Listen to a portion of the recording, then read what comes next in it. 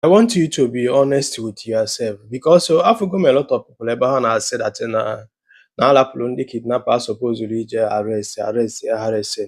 But I want you to be honest with yourself. Ọ bụ na gị nwa ka a na-apụrụ nwanne gị na nwunye ya wee debe ha n'ime ọfịa unu wee raise ransom kidnapper demand as not 20 million. Then the kidnapper will receive all the money. Do you understand me? Wasting the money had not complete. So therefore, no, I get release of phone. Bunye nwanne gị nwoke. Jidezie ya brother. Do you understand what I'm saying? Because of gịnị na tampa na the money had not complete. Then akpọ onye unu kpọọ onye jeli deliver the money. I'm just telling you because you need to be honest with yourself. Failure to do so, man, hypocritical. Do you understand? Now, kpọọ onye handed the money over. Do you understand me? Ka o jee nye ndị kidnapper ka e wee lapụ nwanne gị nwoke na nwunye. Do you understand? Onye afọ respond that na the money zuru ezu. Do you understand me? What will you do? I'm asking you, what will you do? Onye a na-ekwu ihe akịta bụ ya brother. Nọ na-agbata ọnwụ na ndụ.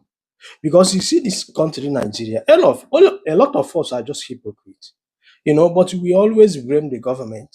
Do you understand me? But when I gonna about super na another man obodo Nigeria, you know how this country is. You know that the system is scattered.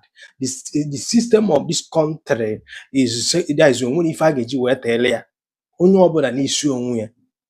Do you understand what I'm saying? Because when a country na function, into country suppose this we're not function.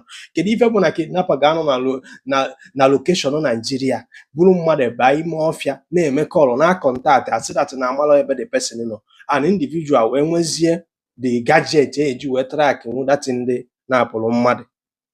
Do you understand? Because when a country na function, such thing will not happen. But not because of na country other function, into country suppose this will function.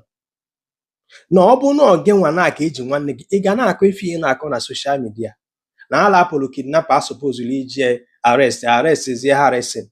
Na ọ bụrụ na nwanne gị kịta na-anọ n'ọgbata n'ọnwụ na ndụ na isi etu a wee na-ekwu ọnwụ na nwanne gị and you release n'ego nye the person after sit and down and find out na ewepụrụ ego the reason eji wepụ ego is best known to them. I don't know.